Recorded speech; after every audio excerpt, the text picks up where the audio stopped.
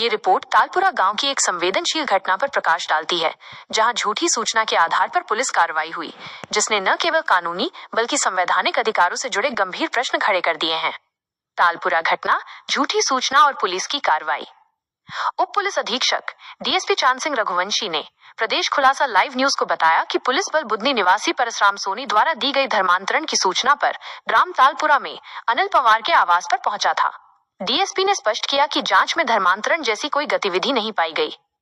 वर्तमान में पुलिस ने दोनों पक्षों के बयान ले लिए हैं और इस बात पर जोर दिया है कि जिला लोक अभियोजन अधिकारी से परामर्श करने के बाद ही ये सुनिश्चित किया जाएगा कि कोई आपराधिक मामला बनता है या नहीं, जिसके बाद ही आगे की कार्रवाई होगी। ये प्रक्रियात्मक सावधानी आवश्यक है, लेकिन झूठी सूचना देने वाले पर तत्काल कार्रवाई न होने से पुलिस की जवाबदेही पर सवाल उठते हैं। कानूनी आयाम, झूठी सूचना और अत्याचार निवारण अधिनियम। विधि विशेषज्ञ शैलेंद्र सिंह ने इसमें झूठी सूचना देने के गंभीर कानूनी परिणाम बताए हैं। 1. अनुसूचित जाति जनजाति अत्याचार निवारण अधिनियम 1989 की धारा 3(1). इस धारा के अनुसार यदि कोई व्यक्ति जो अनुसूचित जाति जनजाति का सदस्य नहीं है, किसी लोक सेवक पुलिस को झूठी या तुच्छ सूचना देता है, जिसके परिणाम स्वरूप लोक सेवक अपनी शक्ति का प्रयोग किसी SC/ST सदस्य को क्षति पहुंचाने या क्षुब्ध करने के लिए करता है, तो वह अपराधी होगा। इस अपराध के लिए न्यूनतम 6 माह से 5 वर्ष तक का कारावास और जुर्माना हो सकता है। तो ये धारा परसराम सोनी पर प्रभावी ढंग से लागू हो सकती है, जिससे इस झूठी शिकायत की गंभीरता बढ़ जाती है। 2. भारतीय न्याय संहिता BNS 2023 के तहत अन्य आरोप। विधि विशेषज्ञ ने मामले की सूक्ष्म जांच पर गृह अतिचार, हाउस ट्रेसपास करना, घर में घुसकर शांति भंग करना और डराना धमकाना सहित अन्य सहपठित धाराओं के तहत भी मामला बनने की संभावना व्यक्त की है।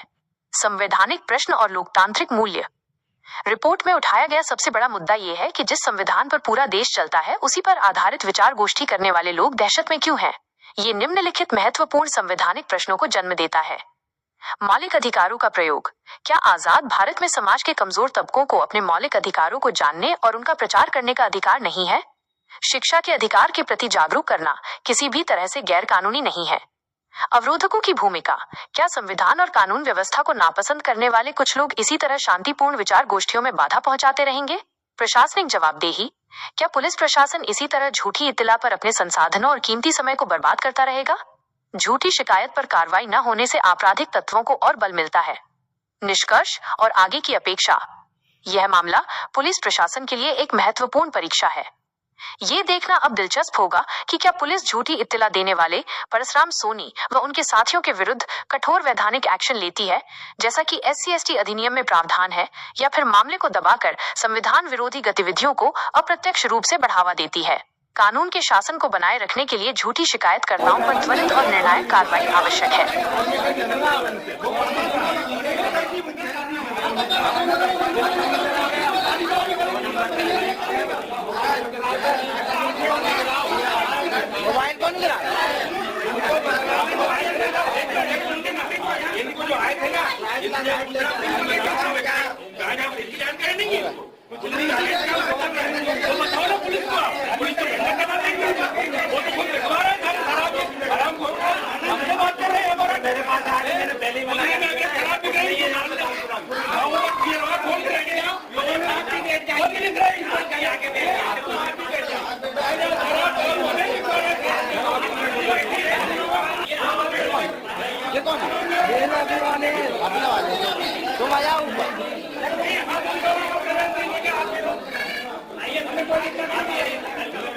सोशल मीडिया में डालो पुलिस वाले कौन सबकी सकल। बुधनी तहसील क्षेत्र के बुधनी थाना से मैं अभिषेक चौधरी। आज हमारे साथ में संवैधानिक संगोष्ठी आयोजन करता तालपुरा ग्राम के सुनील चौहान जी उपस्थित हैं। क्या घटनाक्रम है सुनील चौहान? 21 सितंबर को हमारा ग्राम तालपुरा में अनिल पवार जी के मकान पर संविधान विषय पर विचार संगोष्ठी रखी गई थी और विचार संगोष्ठी के मध्य में हम लोगों का लंच ब्रेक चल रहा था, तो महिलाएं पुरुष सभी उपस्थित थे हमारे।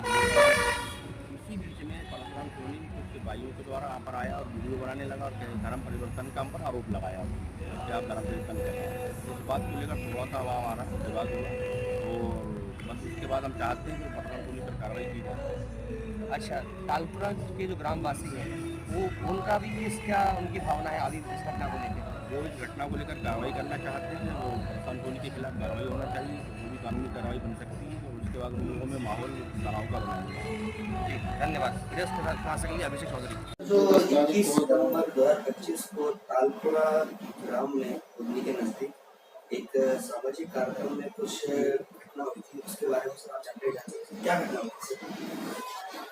21 तारीख को तालपुरा में धर्मांतरण का प्रयास संबंधी ऐसी सूचना बजरंग दल द्वारा दी गई थी। इस पर से पुलिस मौके पर पहुंची। पुलिस के साथ में 1-2 लोग और भी थे जो बजरंग दल से संबंधित थे। जब अनिल पवार के घर पर जब पहुंचे तो ये उनकी सामाजिक मीटिंग चल रही थी। धर्मांतरण जैसे कोई साक्ष्य नहीं मिले थे। इसके बाद पुलिस वापस आ गई थी।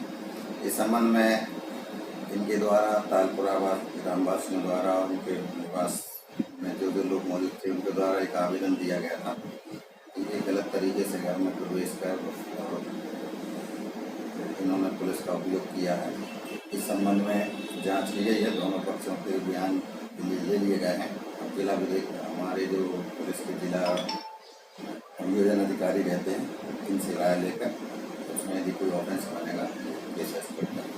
सर बुधनी पुलिस को ये झूठी इत्तला किस व्यक्ति ने दी कि तालपुरा में सामूहिक धर्म प्रदर्शन किया जा रहा